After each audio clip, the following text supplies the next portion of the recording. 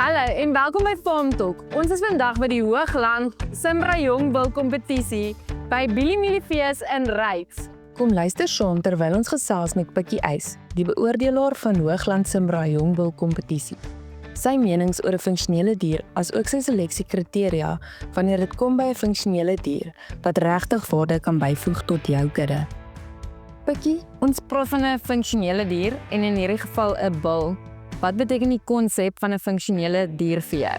Dit is die bul vir my persoonlike ervaring, die bul wat eerste manlikheid in die nek en die skouers wys, die bul wat die vinnigste groei vir sy heuphoogte, nie relatiewe groei nie, die groei direk nie, en die bul wat die grootste skrotum omtrek vir sy heuphoogte het. En dan moet die bul 'n gemaklike beweging hê en alles wat daarmee saamgaan. Wat dink jy van 'n funksionele dier op die plaas wat nog steeds kommersiële waarde gaan hê? Ek dink ons beweeg stadig maar seker van die omsetbedryf af na die winsbedryf toe. So 'n ou moet jou koste so laag as moontlik hou. 'n Funksionele dier op die plaas en ons moet aanvaar een van ons grootste kliënte is die speenkalfbedryf. So ons moet nog steeds 'n dier hê wat kommersieel aanvaarbaar is. So dit gaan van omgewing tot vergewing verskil, maar die dier wat op jou plaas en jou omgewing die maklikste wat grootte betref, die maklikste kalf gaan speen met die minste insette wat 45 plus van haar eie massa weeg, gaan 'n funksionele dier wees.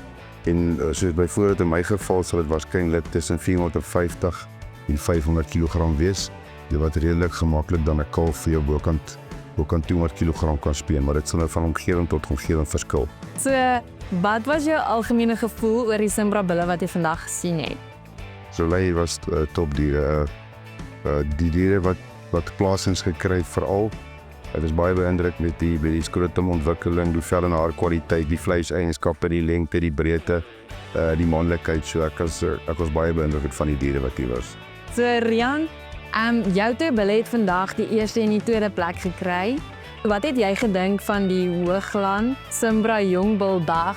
So, dit was 'n regtig baie lekker dag hoor. Ons het 56 billetjies gehad. Die kwaliteit word elke jaar net beter en beter. Ons het 'n nuwe klas gehad wat soos 'n vader-nageslag kalf is wat klas is waar jy kan 3 kalvers van een bul se nageslag inskryf. Ons is veral opgewonde daaroor.